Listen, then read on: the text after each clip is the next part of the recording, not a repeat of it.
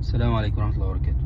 الأمر الوحيد اللي ربنا سبحانه وتعالى عمله قبل أن يأمر به المؤمنين هو الصلاة على النبي صلى الله عليه وسلم. ربنا قال لنا في القرآن: إن الله وملائكته يصلون على النبي يا أيها الذين آمنوا صلوا عليه وسلموا تسليما. فربنا بيقول: أنا أصلي على النبي صلى الله عليه وسلم، فصلوا أيها المؤمنون عليه.